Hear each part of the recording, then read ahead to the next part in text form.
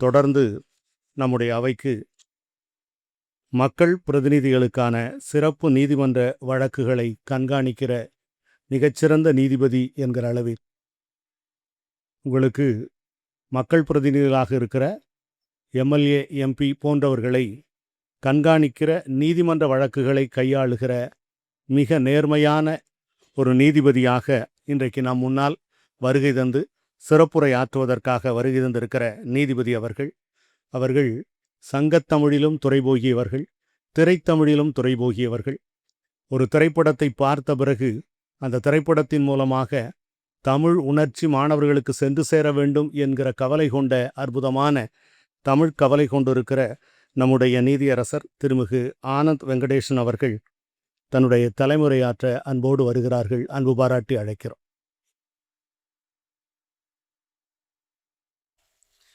அனைவருக்கும் இனிய வணக்கம்.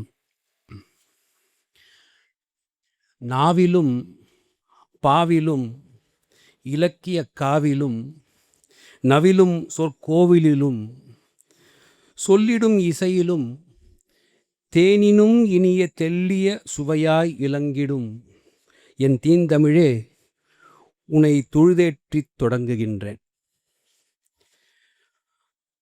பாரம்பரியம் மிக்க இந்த அவையில்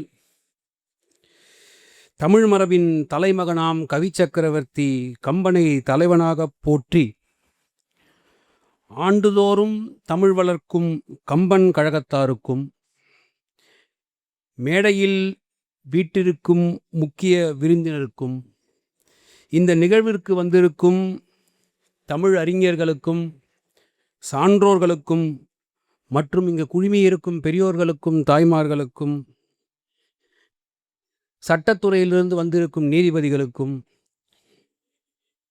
என் இணைய இளம் நண்பர்களுக்கும், சில பேரை பார்த்தேன், நண்பர்களுக்கும் என் பணிவின் உச்சத்திலிருந்து முதற்கண் வணக்கத்தினை தெரிவித்துக் கொள்கிறேன். எனக்கு இந்த அழைப்பு வந்தவுடன் ஒரு முழு நாள் சித்தப்பிரமை பிடித்தவன் போல் செயலற்று உட்கார்ந்திருந்தேன், பயத்தினால். பாரதி பாஸ்கரிடம் அடுத்த நாள் காலை கைபேசியில் அழைத்து, பாரதி, இது என் தகுதியை மீறியது, வேண்டாம் என்று சொல்லிவிடட்டுமா என கேட்டேன். பாரதி பளிச் என்று சொன்னார், இது நீங்களோ காரைக்குடி கம்பன் கழகமோ எடுத்த முடிவு அல்ல, இது கம்பனின் அன்பு கட்டளை எனவும், கம்பனின் அருள் இல்லாமல் காரைக்குடி கம்பன் கழக மேடையில் நீங்கள் காலை கூட வைக்க முடியாது என ஒரு தெய்வ வாக்கு போல சொன்னார். மறு வினாடி வருகிறேன் என்று ஒப்புக்கொண்டு விட்டேன். கம்பன் வாழ்க, கம்பன் புகழ் வாழ்க, கன்னித்தமிழ் வாழ்க என்ற 3 தொடர்களால் முழக்கமிட்டு கொண்டிருந்த 74 ஆண்டுகள், 1 மாதம் 22 நாட்கள் கம்பனையே சுவாசித்த கலைஞன், கம்பன் அடிப்பொடி சா கணேசனார் அவர்களின் அனுமதியும் அருளும் இல்லாமல், கம்பனின் அருள் இல்லாமல் உங்கள் முன்னே நான் இந்த மேடையில் நின்று பேச வாய்ப்பே இல்லை, உயர்நீதிமன்ற நீதியரசராக இருந்தாலும் கூட. என்னை ஏன் கம்பனை பற்றி பேச அழைத்தீர்கள் என்ற ஒரு வியப்பு எனக்குள் இன்னும் தீரவில்லை. கவிஞர் வாலி அவர்கள் ஒரு முறை பாடுவார், அகல் விளக்கை ஏற்றி அதோ அதுதான் என்று பகல் விளக்கை காட்டுதல் போலே, அகல் போல் விளக்கு நான், கம்பனோ வான் சுடர், நானா அவ்விளக்கை விளக்கும் விளக்கு. வானத்து சுடரான கம்பனை என் சிறு அகல் விளக்கு கொண்டு காட்ட முனையும் இந்த ஆச்சரியம் கலந்த திகைப்பில் நானும் நிற்கிறேன். கம்பனை ஒவ்வொரு முறை வாசிக்கும் போதும் அவன் செதுக்கிய கதாபாத்திரங்களின் பாங்கும், அவற்றின் ஊடாக அவன் நிலைநிறுத்தும் அற விழுமியங்களும், மனித குலத்திற்கான வாழ்வியல் கோட்பாடுகளும் தீராத ஆச்சரியத்தை அளிக்கின்றன. 10 பல்கலைக்கழகங்களின் பாடப்புத்தகங்களை ஒட்டுமொத்தமாக ஆய்வு செய்து பெறும் ஒரு ஞானத்தை கம்பனின் ஒரே ஒரு கதாபாத்திரத்தையோ அல்லது அவன் சுட்டும் ஒரு விழுமியத்தையோ அழகாக சிந்திப்பதின் மூலம் பெற்றுவிட முடியும்.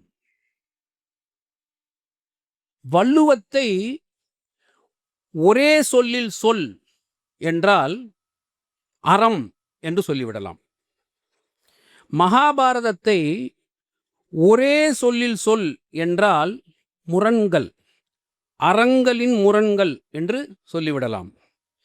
கம்பராமாயணத்தை ஒரே சொல்லில் சொல் என்றால் என்னை பொறுத்தவரை காத்திருத்தல் என்று சந்தேகமே இல்லாமல் சொல்லிவிடலாம். கால் பட காத்திருந்தது ஒரு கல், கைப்பட காத்திருந்தது ஒரு வில். ராகவனுடைய வில்லுக்காக காத்திருந்தது ராவணனின் உயிர். வில் வளைவதற்காக காத்திருந்தான் சனகன். கோல் சொல்ல காத்திருந்தால் கூனி. ராமனுக்கு செய்தி சொல்ல உயிரை பிடித்து காத்திருந்தது சடாயு. ராகவனுடைய வருகைக்காக அசோகவனத்தில் காத்திருந்தால் சீதை. அறம் திரும்பி வர காத்திருந்தது அயோத்தி நகரம். அண்ணன் முடிசூட வருவான் என காத்திருந்தான் பரதன். ரசிகமணி டிகேசி போல ஒரு கம்பன் ரசிகன் கிடைப்பதற்காக கம்பன் பல நூற்றாண்டுகள் காத்திருக்க வேண்டியிருந்தது. கம்பனைப் போல ஒரு கவிஞன் கிடைப்பதற்கு தமிழ்த்தாய் எண்ணிறந்த காலங்கள் காத்திருக்க வேண்டியிருந்தது. ஆம், காத்திருப்பு என்பது அத்தனை சுவை முகுந்தது. மானுட வாழ்வியலில் காத்திருப்பு என்பது ஒரு சுவையான வேதனை. அது நம்பிக்கையின் நங்கூரம். தமிழ் இலக்கிய பரப்பில் சங்ககாலம் தொட்டு கம்பன் காலம் வரை இந்த காத்திருப்பு என்பது அன்பின் ஆழத்தை அளவிடும் கருவியாகவே இருந்து வந்திருக்கிறது. இன்று நாம் கம்பன் காட்டிய அந்த நீண்ட நெடிய காத்திருப்புகளை பற்றி சிந்திக்கப் போகிறோம்.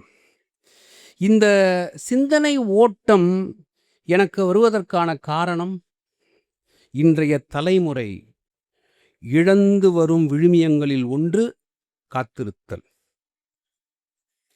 அன்புக்கினியவர்களே, காத்திருத்தல் என்பது கால விரயம் அல்ல. காத்திருத்தல் என்பது தன் நிழலை தானே உற்று நோக்குகிற ஒரு பெருந்தவம். தன் மனத்துடிப்பை தானே உற்று கேட்கிற ஒரு உள்முக பார்வை. எத்தனை முறை இமைக்கிறோம் என்று கண்களே கணக்கெடுக்கும் ஒரு கணக்கு பாடம். தன் கைரேகைகளை தானே வருடி பார்க்க வைக்கும் ஒரு ஓய்வுக்கான நேரம்தான் காத்திருத்தல். தன் முகவரியை தானே மீண்டும் ஒருமுறை வாசிப்பது, வாசித்து அதன் வனப்பை உணர்ந்து கொள்ளும் ஒரு தருணம்தான் காத்திருத்தல். காத்திருத்தல் என்பது கவித்துவமானது மட்டுமல்ல. காலத்தின் கணத்தை, அதன் வீரியத்தை, அதன் ஆழத்தை, அதன் நேர்மையை நமக்கு உணர்த்துகிற ஒரு பெரும் கொடை. அதை குறித்துத்தான் இன்று உங்களோடு பேச காத்திருக்கிறேன் நான். காத்திருத்தல் என்ற சொல்லிற்கான பொருள் ஆங்கிலத்தில் நாம் அறிவதைப் போல வெறும் வெயிட்டிங் என்ற ஒற்றை பதத்திற்குள் அடங்கிவிடாதது. அதன் பொருள் மிக ஆழமானது, அகலமானது. அதைத்தான் கம்பன் வெவ்வேறு கதாபாத்திரங்களின் வழியே நமக்கு உணர்த்துகிறான். ராமனின் அறவழி காத்திருப்பு. ராமன் ஒரு அவதார புருஷன். அவன் நினைத்திருந்தால் ஒரு நொடியில் இலங்கைக்கு சென்று சீதையை மீட்டு வந்திருக்க முடியும். ஆனால் காலம் அவனையும் காத்திருக்கச் செய்கிறது. ஏன்?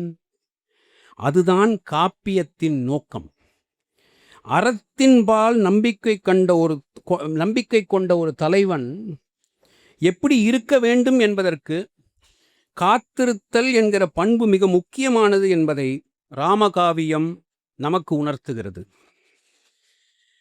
தியாகங்களுக்கு பழக்கப்படாத எந்த தலைவனும் தன் தொண்டர்களின் மேன்மையை உணர்ந்து கொள்ள மாட்டான்.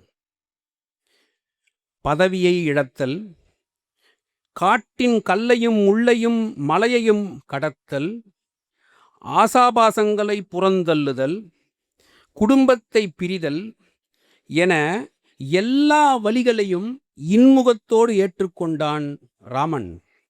தன் தந்தை கொடுத்த சத்தியத்தை காப்பதற்காக தர்ப்பை புல்லின் மீது படுத்துறங்கி தன்னை எல்லா சோதனைகளுக்கும் ஒப்புக்கொடுத்த ராமனை தான் காப்பியம் உயர்த்தி பிடிக்கிறது.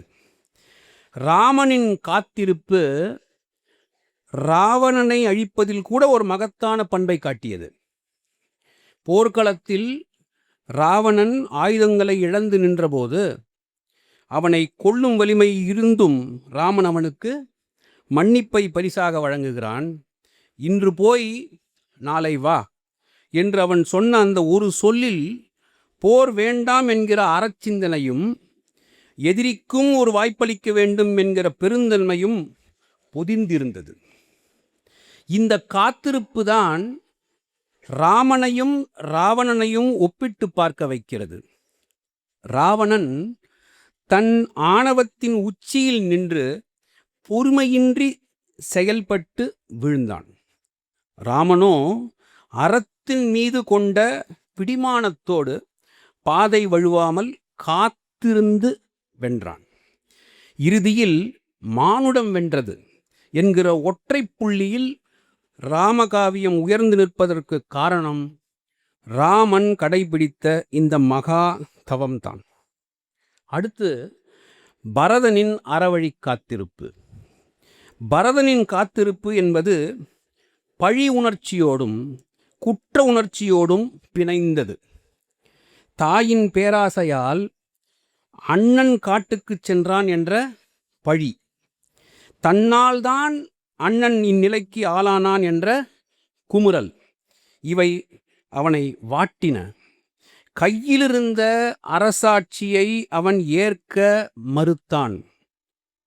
ஏனெனில் அது அறத்தின் வழியாக வந்தது அல்ல. அயோத்தியின் நிழலில் தங்கியிருந்தால் கூட அது தனக்கான அரச கௌரவத்தை தந்துவிடுமோ என்று அஞ்சி நந்தி கிராமத்தில் ஒரு புல் வைத்த குடிலில் 14 ஆண்டுகள் அண்ணனைப் போலவே மரவுரி தரித்து காத்திருந்தான் பரதன். இன்றைய தலைமுறைக்கு இது தவறவிட்ட வாய்ப்பாக கூட தெரியலாம். ஆனால் கம்பன் இங்கே ஒரு உன்னதத்தை உணர்த்துகிறான். ஒரு பொருள் உன் கைக்கு வந்து சேர வேண்டுமென்றால் அது அறத்தின் வழியாகத்தான் வர வேண்டும். அது அரச பதவியாக இருந்தாலும் சரி, அண்டை வீட்டு மரக்கிளை தருகிற பழமாக இருந்தாலும் சரி. அறம் தாண்டிய எதனையும் ஏற்கக்கூடாது என்ற பாடத்தை பரதன் உலகுக்கு உணர்த்தினான். பதவிக்காக காத்திருப்பவர்களின் மத்தியில் அண்ணனின் பாதுகைகளோடு காத்திருந்த பரதன் ஒரு அறத்தின் கலங்கரை விளக்கம். அகலிகையின் மௌனத்தவம். இந்த காத்திருப்பு ஒரு வித்தியாசமான காத்திருப்பு. அகலிகையின் காத்திருப்பு வேறு வகை. எல்லாம் தெரிந்தும் மௌனமாக இருப்பது, நாமே நம் வாய்க்கு பூட்டு போட்டு கொள்ளும் பக்குவம். கல்லாய் கிடந்து காத்திருத்தல் என்பது காத்திருப்பிலேயே மிக கடினமானது. அசைவற்று உணர்வற்று ஒரு சடப்பொருளாக காத்திருந்தால் அகலிகை. ராமனின் பாதத்தடம் பட வேண்டும் என்பதற்காக ஒரு சாபத்தை முன்னிறுத்தி அவள் கல்லாக காத்திருந்தால் துகள் பட்டதும் அவள் பாவம் தூளானது. ஆனால் கல்லாக அவள் காத்திருந்த தருணத்தில் கண்ணீர் வடித்ததாக காப்பியம் சொல்லவே இல்லை. காகுந்தன் கால் குகல் பட வேண்டும் என்பதற்காக அவன் காத்திருந்ததையே காப்பியம் புனிதப்படுத்துகிறது. ஆம், இந்த பிறப்பு எப்பிறப்பின் சாபம் என்று நமக்கு தெரியாது. அந்த சாபம் தீருவதற்கு யாரின் கால் துகள் உதவும் என்றும் நமக்கு தெரியாது. ஆனால் காத்திருத்தல் அவசியம். அகலிகை நமக்கு சொல்லும் பாடம் இதுதான். சாபங்கள் குறித்து யாரையும் சபிக்காதே. புலம்புவதால் எதுவும் மாறிவிடாது. கடந்து போகிற அத்தனை பாதங்களும் உன்னை மிதிக்கலாம். ஆனால் எந்த பாதத்தையும் உதாசீனப்படுத்தாதே. உரியவனின் பாதம் வரும் வரை காத்திரு. இன்றைய இளைய தலைமுறை இதை பின்பற்ற வேண்டும். நமக்கான வாய்ப்பு எங்கு இருக்கிறது என்பது யாருக்கு தெரியும்? அவமானத்தின் உச்சத்தில் கல்லானவள் அகலிகை மீண்டும் மனித பிறவி எடுக்க வேண்டும் என்கிற ஆசையை விட தன் பாவம் எப்போது தீரும் என்ற வேட்கையோடு காத்திருந்தாள். உரிய காலம் வரை காத்திருந்தால் உரிய நேரத்தில் விமோசனம் கிடைக்கும் என்பதை அகலிகையின் பொறுமை நமக்கு உணர்த்துகிறது. விராதனின் மரண காத்திருப்பு. காத்திருத்தலின் அடுத்த பரிமாணத்தை விராதன் காட்டுகிறான். தும்புரு என்ற ஒரு கந்தர்வன் சாபத்தால் அரக்க உருவம் பெற்று தவிக்கிறான் விராதன். அந்த அரக்க உடலே அவனுக்கு பெரும் சிறையாக இருக்கிறது. ராமனின் திருக்கரம் தீண்டினால் மட்டுமே தனக்கு மரணம் வாய்க்கும், அதன் வழியே பழைய உருவை பெறலாம் என்று அவன் மரணத்திற்காக காத்திருந்தான். அன்பிற்கினியவர்களே, மரணம் என்பது ஒரு முடிவல்ல, அது ஒரு புதிய வாழ்வின் தொடக்கம். உறங்குவது போலும் சாக்காடு, உறங்கி விழிப்பது போலும் பிறப்பு என்கிறார் வள்ளுவர். தூங்கி எழுவதைப் போல பிறப்பை என்னும் பக்குவம் வந்துவிட்டால் மரணத்தின் மீதான பயம் நீங்கிவிடும். ஒரு புனிதமான இலக்கிற்காக காத்திருப்பது வாழ்க்கையே அற்புதமாக மாற்றும். சடாயுவின் கடைசி தவ மிகுந்த ஒரு காத்திருப்பு. கம்பன் படைத்த பாத்திரங்களிலேயே உருக்கமானது சடாயு. தன் மரணத்தின் விளிம்பில் நின்று கொண்டு ஒரு செய்தியை சொல்வதற்காக தன் உயிரை பிடித்து கொண்டு காத்திருந்தான் சடாயு. இதை சட்டத்தில் நாங்கள் டையிங் டிக்ளரேஷன், மரண வாக்குமூலம் என்று கூறுவோம். ராவணனால் சிறகுகள் வெட்டப்பட்டு இரத்த வெள்ளத்தில் கிடந்த போதும் சீதையை யார் கொண்டு சென்றார்கள் என்ற செய்தியை ராமனிடம் சேர்க்க வேண்டும் என்பதற்காக உயிரை சுமந்து காத்திருந்தான். தசரதனுக்கு கூட கிடைக்காத ஒரு பாக்கியம் சடாயுவுக்கு கிடைத்தது. தசரதனின் மூத்த மகனான ராமனே சடாயுவுக்கு ஈமக்கிரயங்களை செய்தான். பறவையாய் பிறந்தவன் சாகும்போது ஒரு சக்கரவர்த்தியின் மகனுக்கு தந்தையாக மாறி இறந்தான் என்றால் அந்த வாய்ப்பை வழங்கியது அவன் காத்திருந்த அறம்தான். எதற்காக காத்திருக்கிறீர்கள் என்பதுதான் உங்கள் மரணத்தை பெருமைப்படுத்துகிறது, வாழ்க்கையை அர்த்தப்படுத்துகிறது. ஒரு பேருண்மையை நிலைநாட்ட வேண்டுமென்றால் மரணத்தை கூட தள்ளி போட முடியும். உங்கள் நோக்கம் சிறந்ததாக இருந்தால் காலனை கூட உங்களால் எட்டி உதைக்க முடியும் என்பதை சடாயுவின் காத்திருப்பு நமக்கு உணர்த்துகிறது. அயோத்தியின் காத்திருப்பு. அயோத்தி என்பது ஒரு நகரம் மட்டுமல்ல, அது ஒரு தாய். தன் மூத்த மகன் மகுடம் சூடுவான் என்று அந்த நகரே விழாக்கோலம் பூண்டு காத்திருந்தது. ஆனால் விதி வேறு விதமாக செயல்பட்டது. ராமன் காடு சென்ற பின் அந்த நகரின் காத்திருப்பு கண்ணீராக மாறியது. சங்க இலக்கியத்தில் பட்டினப்பாலை புகார் நகரத்தின் செழிப்பை கூறும். ஆனால் கம்பனின் அயோத்தி ராமன் இல்லாத போது ஒரு சுடுகாடு போல காத்திருந்தது. 14 ஆண்டுகள் அயோத்தி நகரின் வீதிகள் பெருக்கப்படவில்லை, விளக்கேற்றப்படவில்லை. ஒரு தலைவனுக்காக இதுதான் தலைவன். ஒரு தலைவனுக்காக ஒரு தேசமே மூச்சடக்கி 14 ஆண்டுகள் காத்திருந்தது என்பது உலக வரலாற்றில் கம்பன் மட்டுமே காட்டும் ஒரு மிகப்பெரிய அதிசயம்.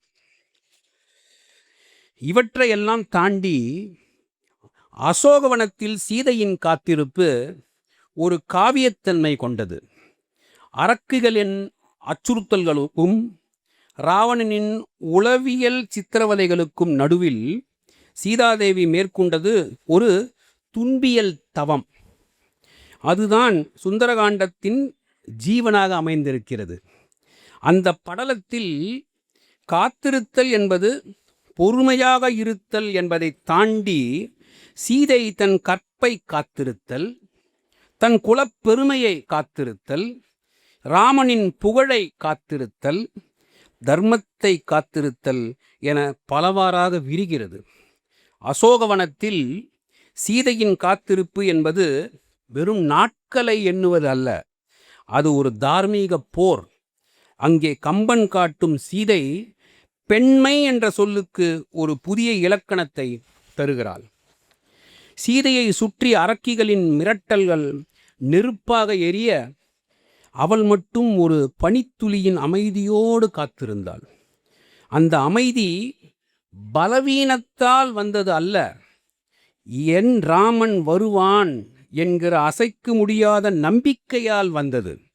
இன்றைய அவசர உலகில் ஒரு சிறு பின்னடைவு ஏற்பட்டால் உடைந்து போகும் நமக்கு சீதையின் இந்த நம்பிக்கையோடு கூடிய காத்திருப்பு ஒரு மாபெரும் பாடம்.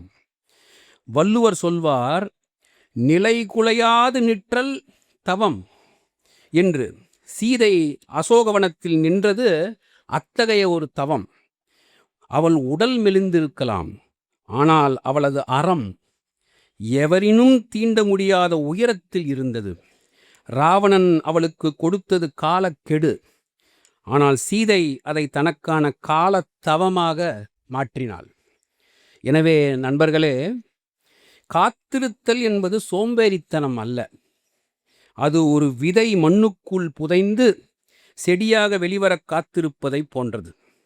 அகலிகை கல்லாக காத்திருந்து மலர்ந்தால், சீதை சிறையில் காத்திருந்து உலகிற்கே ஒளியானால், நாமும் நம் வாழ்வின் இலக்குகளுக்காக சரியான தருணத்திற்காக தர்மத்தின் வழியில் காத்திருக்க பழகுவோம். கம்பன் நமக்கு கற்றுத்தந்த இந்த பாடம், இதுதான் அந்த பாடம். காத்திருப்பவன் தோற்பதில்லை, அவன் காலத்தையே வெல்கிறான். காலம் எனும் ஆழியிலும் காற்று மழை ஊழியிலும் சாகாது கம்பன் அவன் பாட்டு, அது தலைமுறைக்கு எழுதி வைத்த சீட்டு. கவியரசு கண்ணதாசனின் இந்த தீர்க்க தரிசனமான வரிகளுக்கு ஏற்ப கம்பனின் கவிதை என்பது வெறும் சொற்களின் தொகுப்பு அல்ல, அது இன்றைய தலைமுறைக்கு மட்டுமல்ல, இனி வரப்போகும் எந்த தலைமுறைக்கும் வாழ்வின் கவலைகளை களைகின்ற மந்திரமாகவும் துயரங்களை கடக்க வைக்கிற துடுப்பாகவும் அது அமையும். வாழ்க்கை என்னும் பெருங்கடலில் திசை மாறி தவிக்கும் மனிதர்களை கரையேற்றுகிற படகாகவும், அறத்தின் நிழலில் உண்மையை உயர்த்தி பிடிக்கிற போர்க்களமாகவும், நம் உள் இருட்டை நீக்கி நெஞ்சில் ஒளிர்கிற அணையா விளக்காகவும் கம்பன் என்றும் இருப்பான். சட்டம் தந்த தெளிவும் இலக்கியம் தந்த கனிவும் கொண்டு கம்பனை தரிசிக்க எனக்கு வாய்ப்பளித்த இந்த கம்பன் கழகத்தாருக்கு மீண்டும் என் மனமார்ந்த நன்றிகளை தெரிவித்துக் கொள்கிறேன். நன்றி, வணக்கம்.